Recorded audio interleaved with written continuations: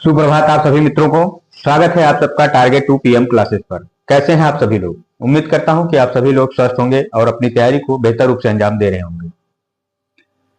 स्वागत है आप सबका एक नए वीडियो में। जैसा कि आप लोगों को विदित है कि हम लोग क्लास 10th की मैथ्स और साइंस की रिवीजन सीरीज को स्टार्ट कर चुके हैं, तो उसमें हमने कुछ चैप्टर को आपको क्लियर करा दिया है। अभी हम पढ़ रहे हैं द्विघात समीकरण यानी क्वाड्रेटिक इक्वेशन। तो पिछले वीडियो में भी हमने उससे रिलेटेड कुछ फार्मूलाज और कुछ क्वेश्चंस को डिस्कस किया था, तो आज हम उससे आगे के प्रश्नों को देखने वाले हैं। तो चलिए स्टार्ट करते हैं। क्वेश्चन दिया गया है, यदि समीकरण 3y² - 2my + 2m = 0 का एक मूल 2 है तो हमें m का मान बताना है। ठीक, तो क्वाड्रेटिक इक्वेशन यानी द्विघात समीकरण आपका क्या दिया हुआ है, 3y² - 2my + 2m = 0।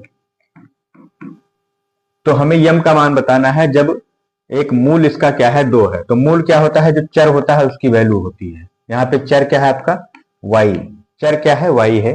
y की वैल्यू क्या है, 2 दिया गया है। यहाँ पे चर की वैल्यू 2 होगी, द्विघात समीकरण है, लेकिन उसका एक मूल हमें दिया गया है 2, तो हमें यम की वैल्यू फाइंड करनी है। ठीक, तो हम क्या करेंगे, जब कोई चर की वैल्यू होती है तो वो क्या करता है, उस इक्वेशन को सेटिस्फाई करता है, यही है नियम। ठीक, अगर कोई मूल दिया गया है किसी द्विघात समीकरण का, तो इसका मतलब यह है कि वो मूल द्विघात समीकरण को संतुष्ट करेगा। तो हम इस वैल्यू को उठा के इसमें रख देते हैं, इसके इक्विवेलेंट 0 आना चाहिए। ठीक, तो यहां पे रखते देखते हैं, जो मिलेगा तो उससे हम इसको 0 के इक्विवेलेंट करेंगे, जो आएगा वो m की वैल्यू हो जाएगी। ठीक है, तो रखते हैं। तो y = 2 को समीकरण फर्स्ट में रखने पर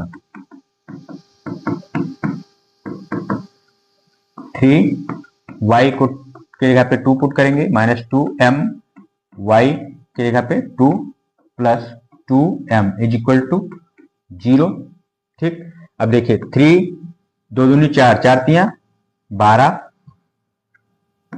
4 तियां 12 -2 दूनी 4m + 2m = 0। मूल तभी होगा जब ये 0 के इक्विवेलेंट हो जाए।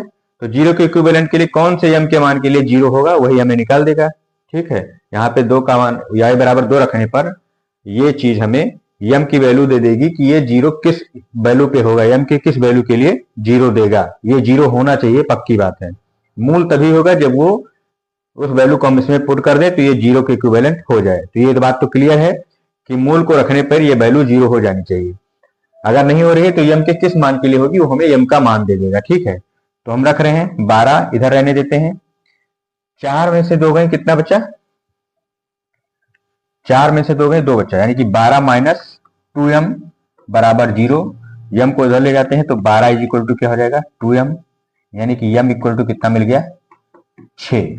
यानी कि अगर हम m का मान 6 रख दें तो ये जो है 0 हो जाएगा। m का मान 6 रख दें तो y = 2 रखने पे ये इक्वेशन 0 हो जाएगी। ठीक है, आगे बढ़ते हैं। यदि समीकरण x² - 3mx + 9n = 0 के 2 मूल, वहां पे एक मूल दिया हुआ था, यहाँ पे 2 मूल दिया गया है। क्या क्या है, 6 और 12 है। क्वाड्रेटिक इक्वेशन है, द्विघात समीकरण है, तो 2 मूल होंगे। तो 2 मूल में से एक मूल 6 है और एक 12 है। तो हमें m और n का मान ज्ञात करना है। अब यहाँ पे 2 मूल दे दिए गए हैं, तो 2 जो वैल्यू दी गई है m और n, उसका हमें मान बताना है। तो क्या करेंगे, मूल को इस बार एक मूल को इसमें रख देंगे, फिर 0 के इक्विवेलेंट करेंगे, उससे हमें कुछ मिलेगा। एक दूसरे मूल को फिर इसमें रखेंगे, सेटिस्फाई कराएंगे, 0 के इक्विवेलेंट करेंगे, उससे हमें कुछ मिलेगा, और दोनों को सॉल्व करके m और n की वैल्यू ले लेंगे। चलिए सॉल्व करते हैं, फिर मिलता है आपको। ठीक, तो द्विघात समीकरण क्या है, x² - 3mx + 9n = 0। ठीक, अब क्या करेंगे, 2 मूल दिए गए हैं समीकरण के, तो यहाँ पे चर क्या है, मूल क्या होता है, चर की वैल्यू होती है। चर क्या है, x है। चर x बराबर यहाँ पे क्या दिया गया है, एक दिया गया है 6 और एक दिया गया है 12। x = 6 और x = 12।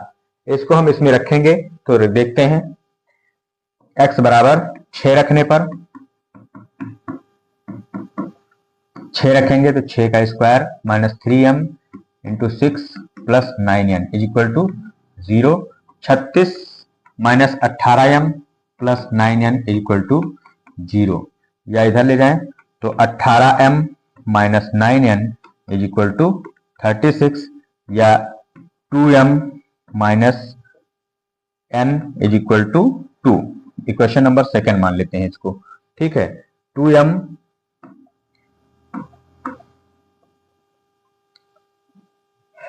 Minus n is equal to 2, ये इक्वेशन नंबर सेकंड हो गया। अब ऐसे x बराबर 12 हम रख देंगे, तो x बराबर 12 रखेंगे तो दूसरा इक्वेशन मिल जाएगा, दोनों को सॉल्व करेंगे हमें m और n की वैल्यू मिल जाएगी। तो m बराबर नहीं, x बराबर 12 समीकरण फर्स्ट में रखने पर,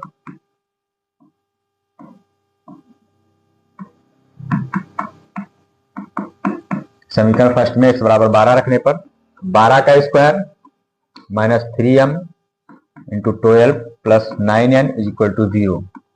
12 का स्क्वायर करेंगे 144 minus 36m plus 9n is equal to 0। 36m minus 9n is equal to क्या हो जाएगा 144। इसको हम इधर लेके चले गए तो ये प्लस में हो गया, ये माइनस में हो गया, बराबर 144। यहां से 9 कॉमन कर लेते हैं तो 4m बचेगा माइनस n बचेगा बराबर 4 3 12 2 24 4 6 36 144, 36 होगा 144। समीकरण नंबर थर्ड इसको हमने नाम दे दिया, ठीक। यहाँ पे 2m minus n is equal to 2, यहाँ पे 4m minus n is equal to 36, equation number 3। अब इन दोनों इक्वेशन को हम सॉल्व कर लेंगे, m और n की वैल्यू मिल जाएगी, ठीक।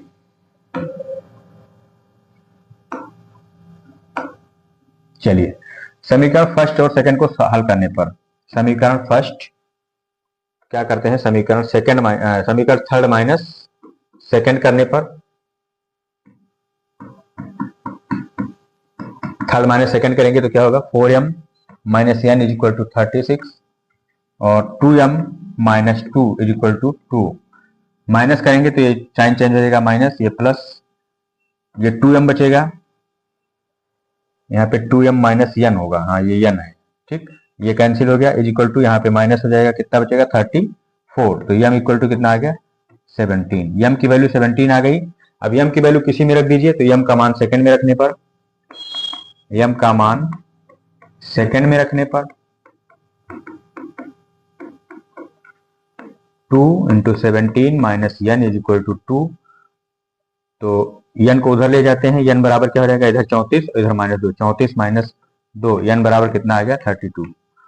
n का मान 32, m का मान 17, ये आपका आंसर हो गया, ठीक। नोट कर लीजिए।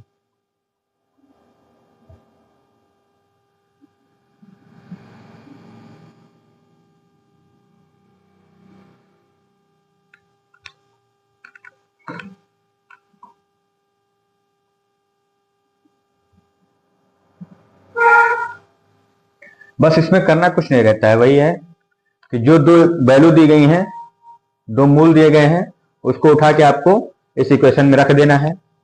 किसके रेखा पे, x के रेखा पे, x ही तो चर है आपका, तो चर के रेखा पे रख दीजिए।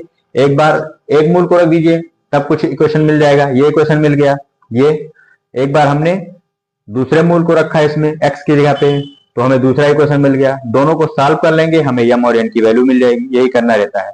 अगर एक मूल दिया गया है तो हमसे एक वेरिएबल पूछेगा, m या n कोई पूछ लेगा, ठीक है। तब दो देगा ही नहीं, एक ही देगा। तब अगर एक मूल दिया है तो आपको एक वेरिएबल से पूछेगा आपका, ठीक। नोट कर लीजिए, फिर आगे बढ़ते हैं।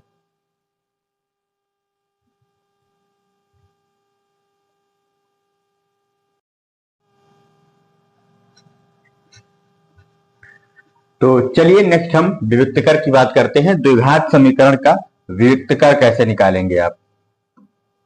विविक्तकर जिसको कि डिस्क्रिमिनेंट बोलते हैं इंग्लिश में, डिस्क्रिमिनेंट ऑफ क्वाड्रेटिक इक्वेशन, विविक्तकर। तो द्विघात समीकरण है आपका कोई ax square plus B X plus C equal to 0। इसका हमें विविक्तकर निकालना होता है तो क्या करते हैं हम, बी स्क्वायर माइनस 4ac कर देते हैं।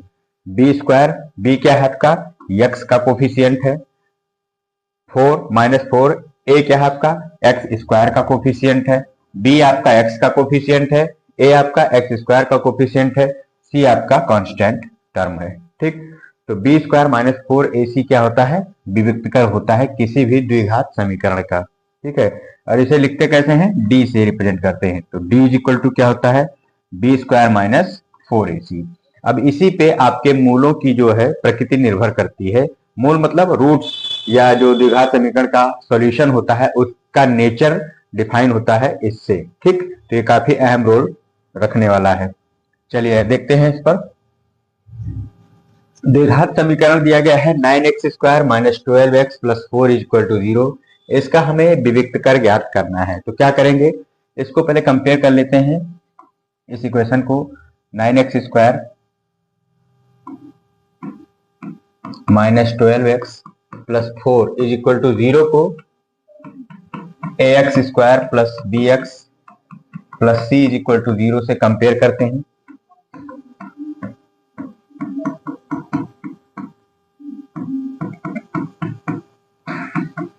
a इज इक्वल टू क्या आ गया 9, b इज इक्वल टू क्या आ गया -12। b क्या है, x का कोफिशियंट है, तो x का कोफिशियंट यहाँ पे क्या है -12 है।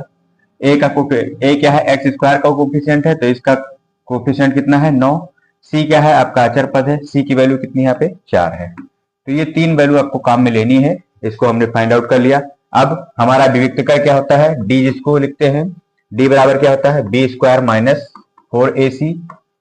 b की वैल्यू रख देंगे -12 का स्क्वायर -4, a की वैल्यू 9, c की वैल्यू 4, -12 का स्क्वायर करेंगे 144 हो जाएगा, 4 चौक 16 हो गया 144।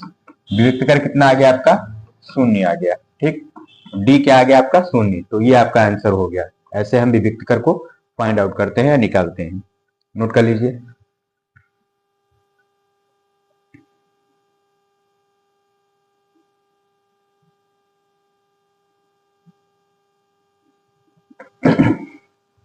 चलिए अगला देखते हैं। द्विघात समीकरण 3x² minus 4x minus a is equal to 0। इसका विविक्त कर आपको दिया गया है कितना 112। तो a का मान आपको ज्ञात करना है, तो वही विविक्त कर का फार्मूला लगा देंगे। पहले हम इसको ax² का दिए गए द्विघात समीकरण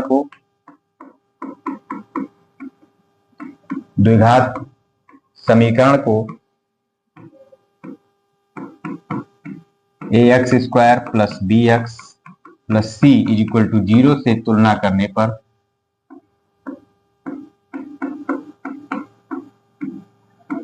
तुलना करेंगे तो क्या होगा, a की जगह पे क्या है आपका, देखिए a क्या है, x² का कोफिशियंट है, यहाँ पे x² का कोफिशियंट क्या है 3 है। b क्या है, x का कोफिशियंट है, b x का कोफिशियंट होता है, यहाँ पे x का कोफिशियंट क्या है -4 है। c क्या है, c यहाँ पे c है, c कांस्टेंट टर्म होता है, यहाँ पे c की जगह क्या है -a है। बस इसी 3 वैल्यू की आपको जरूरत है।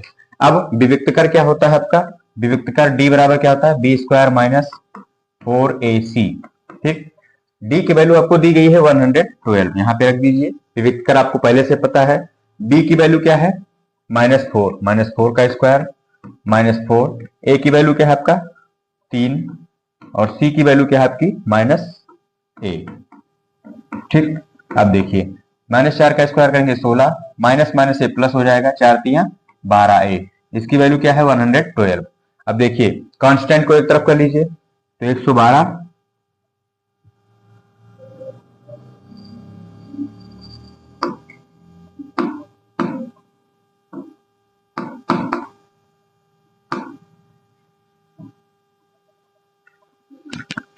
अरे देखिए 112 minus 16 is equal to 12a। अब a की वैल्यू फाइंड आउट करनी है ना, तो 112 में से 16 का कितना बचा, 12 इधर निकल गया, 4 और 108।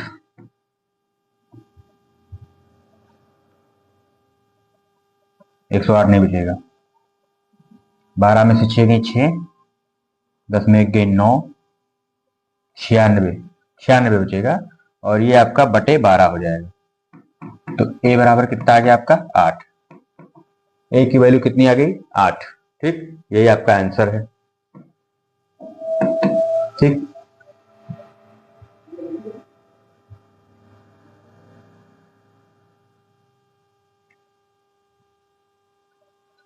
नोट कर लीजिए, फिर आगे बढ़ते हैं। तो डिस्क्रिमिनेंट या विविक्त कर आप ऐसे फाइंड आउट करेंगे,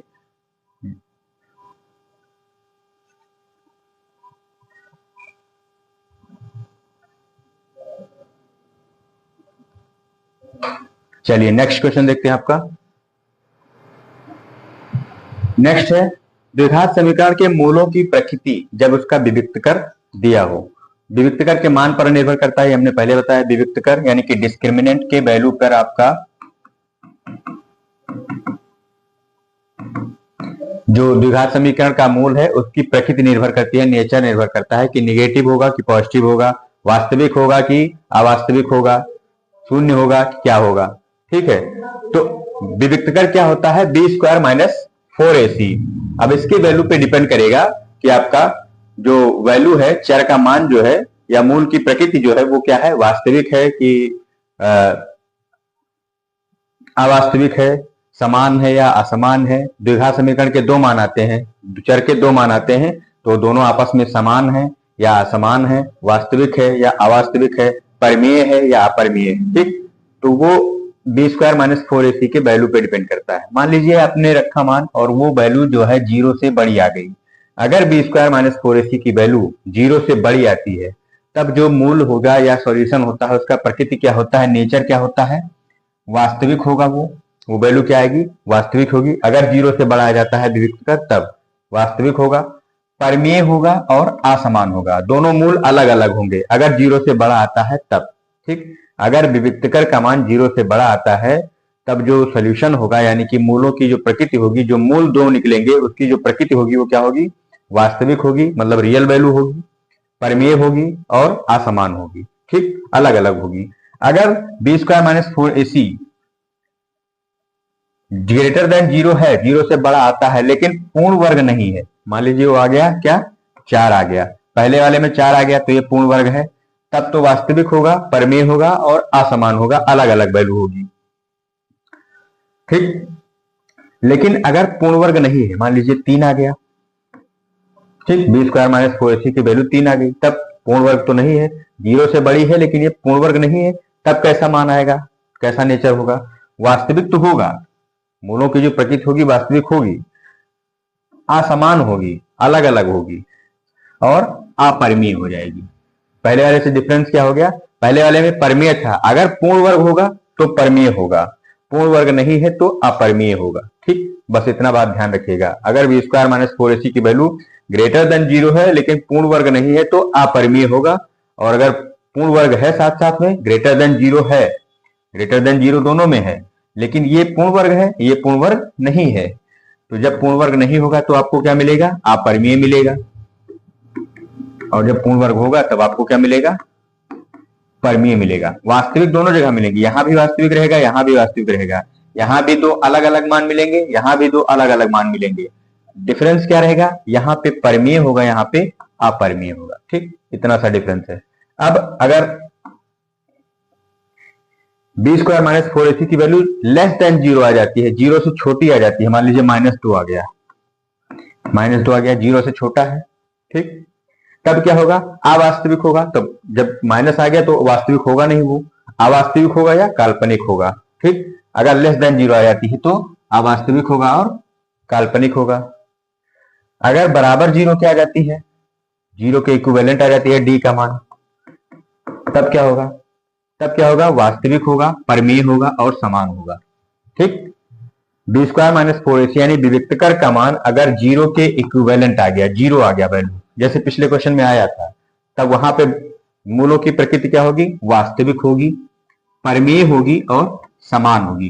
पहले वाले से डिफरेंस क्या आ गया, पहले दोनों से वहां पे असमान था, यहाँ पे समान होगा। जब 0 के बराबर आ जाएगा तब वास्तविक होगा, परिमेय होगा और समान होगा। जब 0 से बड़ा आएगा लेकिन पूर्ण वर्ग होगा तब वास्तविक होगा, असमान होगा, अलग अलग होगा और अपरिमेय होगा। अगर पूर्ण वर्ग नहीं है, 0 से बड़ा है लेकिन पूर्ण वर्ग नहीं है, तब वास्तविक होगा, अपरिमेय होगा और असमान होगा। ठीक, तो पूर्ण वर्ग ना होने पे सिर्फ एक डिफरेंस है, अपरिमेय होगा, पूर्ण वर्ग है तो परिमेय होगा, वास्तविक होगा, असमान होगा और अपरिमेय होगा जब पूर्ण वर्ग नहीं होगा, और परिमेय होगा जब पूर्ण वर्ग होगा। ठीक, जब 0 होगा तो वास्तविक होगा, परिमेय होगा और समान हो जाएंगे। अगर 0 हो गया विविक्तकर का मान तो दोनों वैल्यू जो होंगी वो मतलब बराबर हो जाएंगी। जैसे 4 आया तो 4 4 ये दोनों वैल्यू बराबर हो जाएंगी। ये होगा मूलों का मतलब द्विघात समीकरण का हल। ठीक, अगर लेस देन 0 है तब तो वो अवास्तविक हो जाएगा, काल्पनिक हो जाएगा। चलिए अब आगे बढ़ते हैं। अब इसी आधार पे आप सॉल्व कर पाएंगे क्वेश्चन को। द्विघात समीकरण दिया गया है X square plus 6x plus 9 is equal to 0। इसके मूलों की प्रकृति ज्ञात करनी है। तो मूलों की प्रकृति ज्ञात करनी है तो क्या निकालेंगे हम? अभी क्या चर्चा कर रहे थे? विविक्त कर की। तो निकालते हैं। विविक्त कर क्या हो जाएगा? विविक्त कर d बराबर क्या हो जाएगा? B square minus 4s। दिए गए समीकरण की पहले तुलना कर लीजिए। दिए गए समीकरण की ax square plus B X plus C बराबर 0 से तुलना करने पर, इससे जब हम तुलना कर लेंगे तो a की जगह पे क्या है आपका? 1 है, यहाँ पे कुछ नहीं है तो 1 होता है। b की जगह पे क्या है? x का कोफिशिएंट होता है b, 6 है। c की जगह पे क्या है? अचर पद में क्या है? 9 है। c की जगह पे क्या आ गया आपका? 9 आ गया। यही 3 वैल्यू आपको काम आती है विविक्त कर में। तो d बराबर क्या हो जाएगा? B square minus 4ac। b की जगह पे क्या है आपका? 6 का स्क्वायर माइनस 4। a की वैल्यू क्या है? 1। c की वैल्यू क्या है? 9। 6 काम 36, 9 चौक 36 इज इक्वल टू क्या आ गया? 0।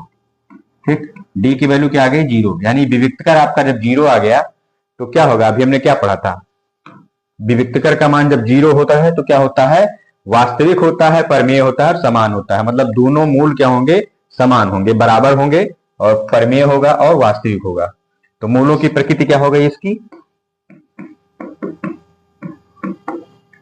मूलों की प्रकृति क्या हो गई? वास्तविक। ऐसे आपका दे देगा, मान लीजिए 1 नंबर का क्वेश्चन है तो ऐसे दे देगा, वास्तविक, समान, परमेय। एक ऑप्शन में दे देगा अवास्तविक, असमान, अपरमेय। एक में दे देगा वास्तविक, समान, अपरमेय। एक में दे देगा वास्तविक, काल्पनिक, असमान, अपरिमेय। तो आपको लगाना रहेगा कौन सा इसका होगा। तो यहाँ पे d बराबर 0 आ गया है तो क्या होगा? वास्तविक होगा, समान होगा और परमेय होगा। जब 0 आ जाता है तो क्या होता है? वैल्यू दोनों बराबर हो जाती है, यानी कि समान होगा। परमेय तो होगा, वास्तविक होगा और परमेय होगा। 0 है या 0 से बड़ा है तो वास्तविक और परमेय तो होगा, लेकिन समान कब होगा? जब 0 के बराबर आ जाएगा। ठीक। और एक केस में अपरमेय हो जाता है जब वो पूर्ण वर्ग नहीं होता है। मान लीजिए d की वैल्यू आ गई 3, तो ये पूर्ण वर्ग तो है नहीं, तो पूर्ण वर्ग नहीं है तो यहाँ पे अपरिमेय हो जाएगा। ठीक। चलिए नेक्स्ट क्वेश्चन है,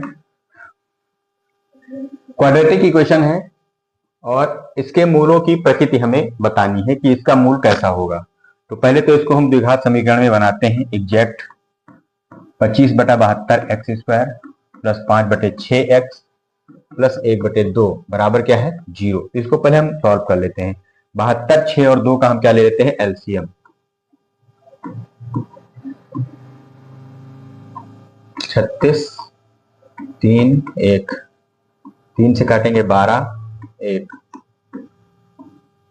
4, 2। ठीक। देखिए 2 से काटा 36 3 बार, 1 बार, 3 से काटा 12, 1, 1, 3 से काटा 4, 1, 1, 2 से काटा 2, 1, 1, 2 से काटा 1, 1, 1। देख कितना आ गया? 2 2 2 3 6, 3 18, 2 36, 2 72। कितना आ गया इसका एलसीएम? 72, 72। ठीक। ऐसे मत लिखिए, पूरा मत लिखिए, ऐसे लिखते हैं। इसको 72 बनाना है तो 1 से मल्टीप्लाई करना पड़ेगा, तो ये हो जाएगा 25x स्क्वायर। ठीक। इसको 72 से मल्टीप्लाई कर दीजिए तो ये 72 72 कैंसिल हो गया।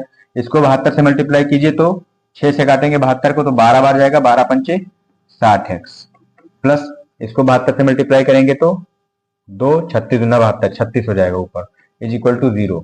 ये 72 आपका इधर गया, 0 हो गया। अब ये बन गया द्विघात इक्वेशन। ठीक। 25, 60 और 36, और तो कॉमन है नहीं, कुछ नहीं है। ठीक है। तो अब क्या करेंगे? इसका ax square plus B X plus C से तुलना करा देंगे। ax square plus B X plus C equal to 0 से कंपेयर करने पर, जब कंपेयर कर देंगे तो a बराबर क्या है? एक्स स्क्वायर का कोफिशिएंट क्या है? यहाँ पे a है और यहाँ पे क्या है? 25 है, तो a की जगह पे 25, b की जगह पे x का कोफिशिएंट क्या है? 60, c का कोफिशिएंट क्या है? यहाँ पे c क्या है? मतलब 36, c है तो c की जगह पे क्या है? 36। यही 3 वैल्यू की आवश्यकता होती है आपको विविक्त कर निकालने के लिए। हमें विविक्त कर चाहिए तो अब निकालेंगे क्या? विविक्त कर। यहां पे लिख देंगे। विविक्त कर क्या हो जाएगा, विविक्त कर क्या हो जाएगा,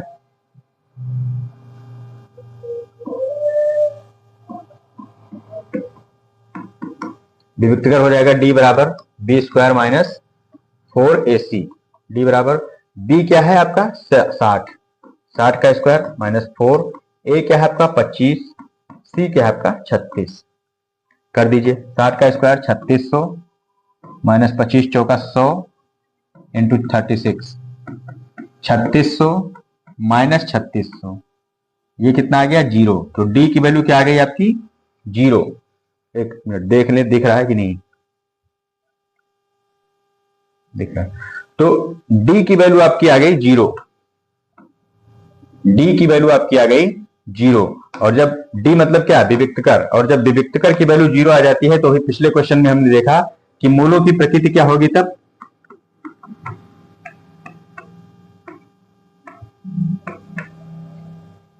मूलों की प्रकृति क्या हो जाती है, पहले ये करेंगे उसके बाद ये करेंगे। तो मूलों की प्रकृति हो जाएगी क्या, वास्तविक, वास्तविक होता है। और जब डी बराबर 0 आ जाता है तो क्या हो जाता है, दोनों मूल समान हो जाते हैं, समान होता है। और क्या होता है, परमीय होता है। ठीक, तो जब विविक्त कर का मान 0 के बराबर आ जाता है तो दोनों मूलों की प्रकृति वास्तविक होती है, दोनों मूल समान होते हैं और दोनों क्या होते हैं, परमीय होते हैं। तो ये हो गया मूलों की प्रकृति, आपका आंसर हो गया। ठीक, नोट कर लीजिए, फिर आगे बढ़ते हैं।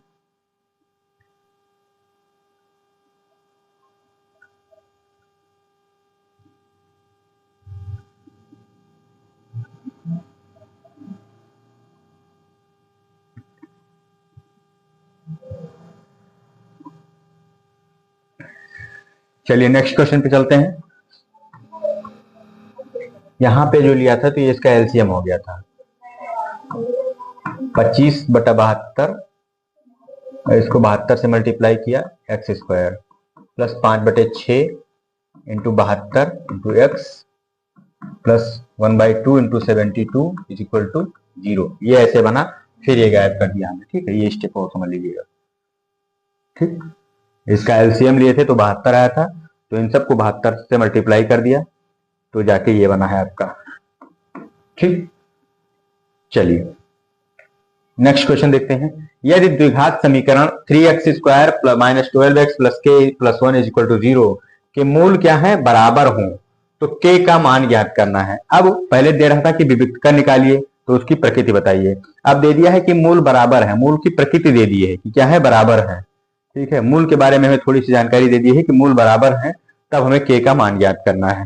ठीक, तो मूल बराबर क्या कब होते हैं, पहले तो द्विघात समीकरण लिखते हैं 3x square minus 12x plus के प्लस 1 इज इक्वल टू 0। ठीक, अब इसके मूल बराबर है, तो मूल बराबर कब होंगे, मूल बराबर होने के लिए विविक्त कर 0 होना चाहिए। मूल बराबर होने के लिए शर्त क्या है, विविक्त कर उसका 0 होना चाहिए। ठीक, यानी कि विविक्त कर क्या होता है, बी स्क्वायर माइनस 4ac, ये 0 होना चाहिए। अब यहां पे भी ax square plus bx plus c से तुलना कराइए, ये काम पहले कर लीजिएगा। ax square plus bx plus c बराबर 0 से इसका तुलना करा दीजिए, ये काम पहले कर लीजिए। ठीक है, तो a बराबर क्या है, यहाँ पे 3 है, b के जगह पे क्या है, x का कोफिशिएंट यानी कि -12, और c के जगह पे क्या है, k प्लस 1 है, क्या है, k प्लस 1 है। अब यही मान रख दीजिए। b की वैल्यू कितनी है, -12, -12 का स्क्वायर -4, a की वैल्यू कितनी है 3, c की वैल्यू क्या है, k plus 1 is equal to क्या होना चाहिए, 0, क्योंकि विविक्त कर का मान 0 होगा तभी मूल बराबर मिलेगा। -12 का स्क्वायर 144, 4 3 12, -12 के प्लस 1 कर दीजिए इक्वल टू 0। 144 -12 के, इसको ओपन कर देते हैं, फिर -12 अंदर जाएगा इक्वल टू 0। ठीक, थोड़ा सा छोटा कर लेते हैं।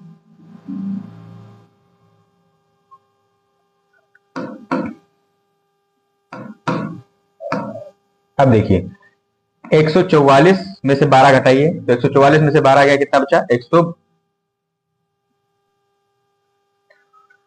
4 में 2 गए 2, 4 में गए 3, 132। 132 माइनस 12 के इक्वल टू 0। 132 को इधर रहने दीजिए, 12 के को इधर ले जाइए, प्लस हो जाएगा। के का मान क्या हो जाएगा? 132 बटे 12। ये डिवाइड करेंगे तो कितना आएगा? 12 एकम 12 1, 12 एकम 12 11। के का मान क्या आ गया?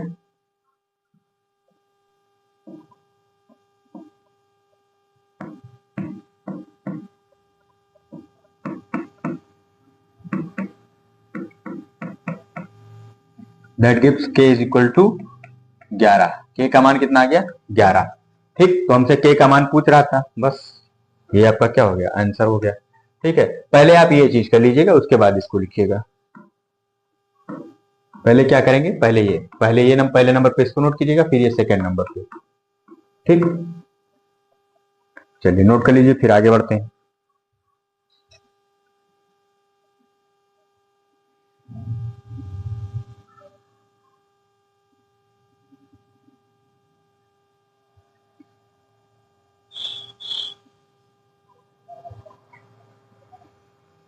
चलिए नेक्स्ट क्वेश्चन देखते हैं। नेक्स्ट है, यम के किन मानों के लिए समीकरण m plus 1 x square plus 2m plus 3x plus 2m plus 3 equal to 0 के मूल क्या है? समान है। यम के किस मान के लिए? क्या दे दिया यहाँ पे शर्त कि मूल समान है। तो पहला काम ये करेंगे, दिए गए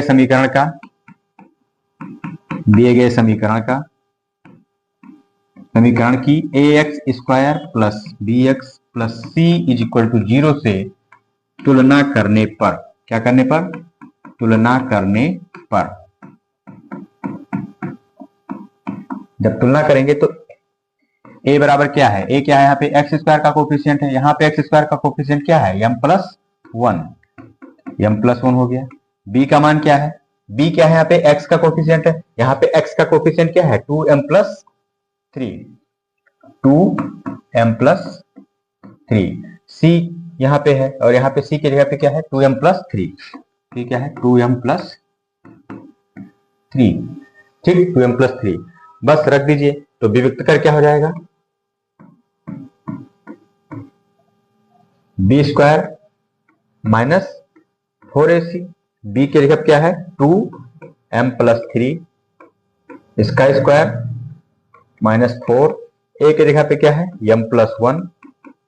सी की जगह पे क्या है? 2m plus 3। 2 का स्क्वायर करेंगे 4, m प्लस 3 का स्क्वायर माइनस 4। इसका करेंगे तो क्या हो जाएगा? इसका मल्टीप्लाई कर लीजिए। m का करेंगे तो 2m स्क्वायर, फिर इसका करेंगे तो 3m प्लस 2m प्लस 3। ठीक, 4 इसका करेंगे तो m square plus 9 plus 6m minus, इसको और ले लेते, 4 कॉमन कर लेंगे तो क्या बचेगा? यहां पे ओवरऑल आप 4 कॉमन कर लीजिए। 4 कॉमन कर लेंगे तो इसको आप खोल दीजिए, देखिए ये इसको हमने खोल दिया। अब 4 कॉमन कर लिया तो यहाँ पे माइनस लग जाएगा, और ये खोल देंगे तो माइनस की 2m square minus plus minus 3m minus plus minus 2m minus plus minus 3। ठीक, ये हमने एक में कर दिया। ठीक है,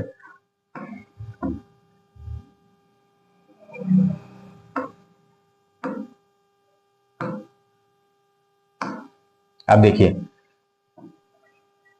4 तो कॉमन है ही है, यहाँ पे m स्क्वायर है, यहाँ पे माइनस 2m स्क्वायर है। एक बार सॉल्व करेंगे तो क्या आ जाएगा? Minus m square. यहाँ पे 6m है, यहाँ पे 3 2 5m है, तो 6 में से 5m गया, कितना बचा? प्लस का m बच जाएगा। यहाँ पे 9 है, यहाँ पे 9 है, यहाँ पे 3 है, तो 9 में 3 के कितना बचा? 6, यानी कि प्लस का 6 बच गया। ठीक, बाहर आपका 4 है ही है। आप 4 को मल्टीप्लाई कर दीजिए तो minus 4m square plus 4m plus 24 इतना आ गया। अब ये कह रहा है कि मूल समान है, तो मूल समान होने के लिए क्या शर्त है?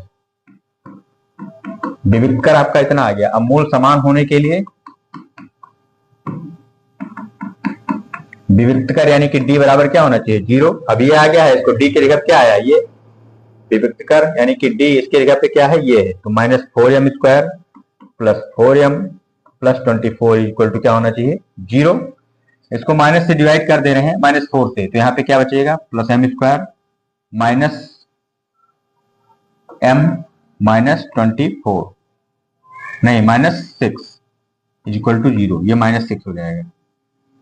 ये क्या हो जाएगा, जब माइनस से डिवाइड करेंगे -4 से तो ये +m² हो जाएगा, इसको -4 से डिवाइड करेंगे तो क्या हो जाएगा, -m हो जाएगा, इसको -4 से डिवाइड करेंगे तो क्या आ जाएगा, -6 आ जाएगा इक्वल टू 0। अब इसको सॉल्व कर लेते हैं, m², इसको हम लिख सकते हैं 3 दूनी 6 और 3 में 2 गई 1, तो यहाँ -3m plus 2m -6 equal to 0। यहाँ पे कॉमन कर लेंगे तो m कॉमन करते हैं तो m -3, यहाँ पे +2 कॉमन करते हैं तो m -3 is equal to 0। m -3 common कर लेंगे तो m -3 और m +2 इज इक्वल टू 0। ठीक, अब दो कंडीशन होती है, दो नंबर का सम 0 तभी होता है दो नंबर का मल्टीप्लिकेशन 0 तभी होता है जब उसमें से एक 0 होता है। तो एक बार हम m -3 इक्वल टू 0 कर देते हैं तो m इक्वल टू हमें क्या मिल गया, 3 मिल गया, और एक बार हम m +2 को 0 मान लेते हैं तो क्या मिल गया, m इज इक्वल टू -2 मिल गया। ठीक, तो दो वैल्यू मिल गई, m is equal to 3, m is equal to -2। ठीक, तो मूल समान होने के लिए क्या है, m की वैल्यू क्या है, 3 या -2 होना चाहिए। ठीक, ये आपका आंसर हो गया।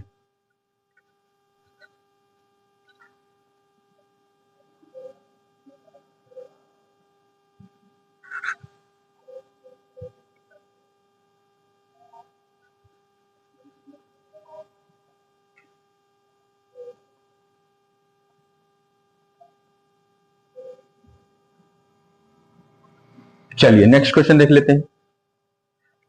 दो वर्गों के क्षेत्रफल का योग कितना है, 468 वर्ग मीटर है। यदि उनके परिमापों का अंतर 24 मीटर हो तो दोनों वर्गों का भुजाएं ज्ञात कीजिए। दोनों वर्गों की क्या ज्ञात कीजिए, भुजाएं। तो मान लीजिए, माना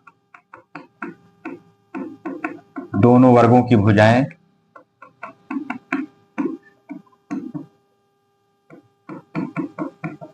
x और y है, एक की x और दूसरे की y है। ठीक, तो वर्ग का क्षेत्रफल क्या होता है,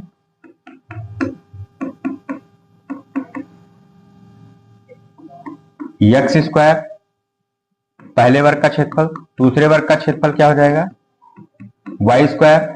दिया क्या है, दोनों वर्गों के क्षेत्रफल का योग, शर्त अनुसार, शर्त आपको क्या दी गई है,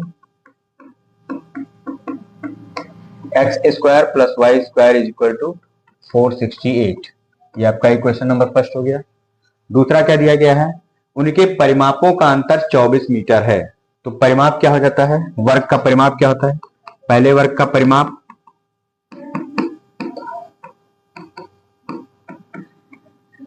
4 इंटू x, दूसरे वर्ग का परिमाप 4 into y, 4x minus 4y is equal to 24।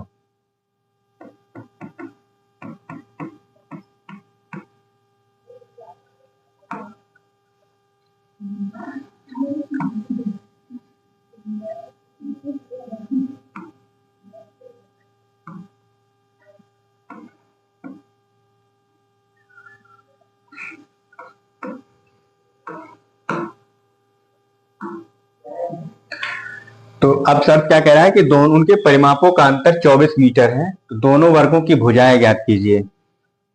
तो समीकरण फर्स्ट और सेकंड को, यहाँ x minus y equal to 6 है, यहाँ पे x² plus y² equal to 468 है।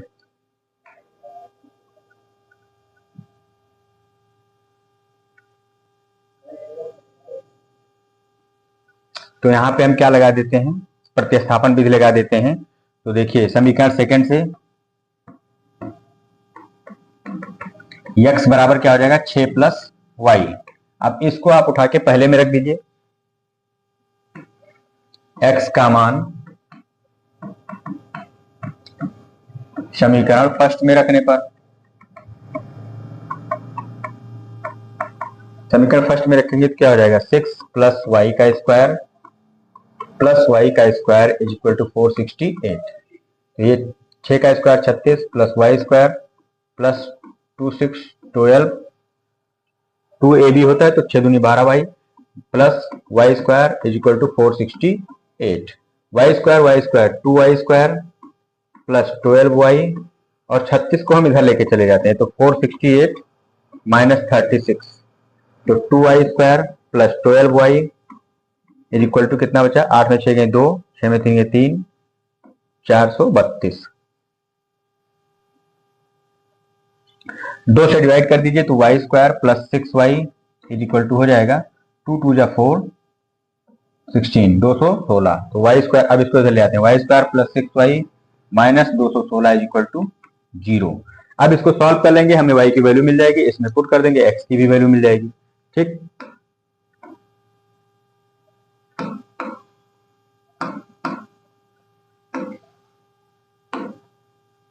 तो इसको सॉल्व करते हैं। तो जोड़ने या घटाने पे 6 आना चाहिए प्लस 6, और गुणा करने पे माइनस 216 आना चाहिए।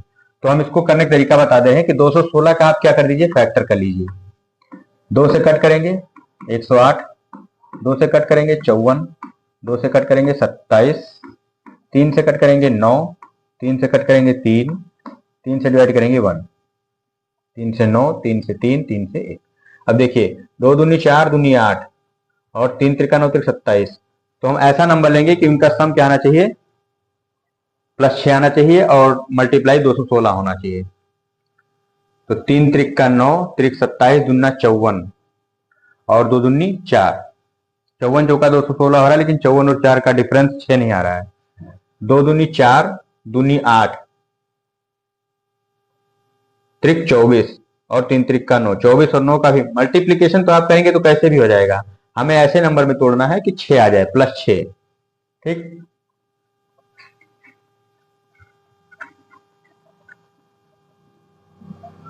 तो 2 3 6 त्रिक 18, 2 3 6 त्रिक 18 और 3 दूनी 6 दूनी 12, 18 12 6 हो रहा है और 18 और 12 का गुणनफल 216 हो जा रहा है। तो y square plus 18y minus 12y करेंगे और 216 कर देंगे। देखिए 18 12 का गुणनफल 216 हो जा रहा है और 18 12 का डिफरेंस 6 आ रहा है। तो y से यहाँ पे कॉमन करेंगे तो y प्लस 18 हो जाएगा, यहाँ पे माइनस 12 कॉमन करेंगे तो y प्लस 18 हो जाएगा, बराबर 0 मिलेगा। y प्लस 18 दोनों में कॉमन है, कॉमन कर लिए, y minus 12 is equal to 0।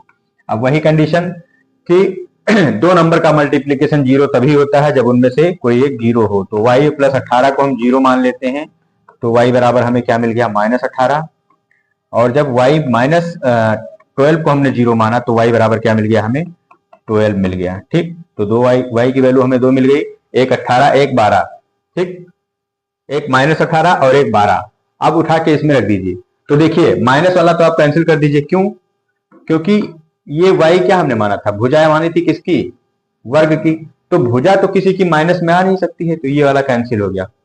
क्या है आपका 12, यानी कि भुजा क्या है, एक वर्ग की 12 आ गई। ठीक, अब y का मान उठा के किसी में रख दीजिए, यहाँ पे रख दीजिए, सबसे आसान से मिल जाएगा, सबसे आसानी से यही मिलेगा। तो यहाँ पे x की वैल्यू मिल जाएगी, तो y का मान इसमें रख दीजिए, तो x बराबर क्या हो जाएगा, x प्लस 6 प्लस y बराबर 12, यानी कि x बराबर क्या आ गया, 18। तो दोनों वर्गों की भुजाएं पूछा था, तो एक वर्ग की भुजा हमने x और एक की y मानी थी, तो y का वैल्यू कितना आया 12 और x का वैल्यू कितना आया 18। ये आपका आंसर हो गया।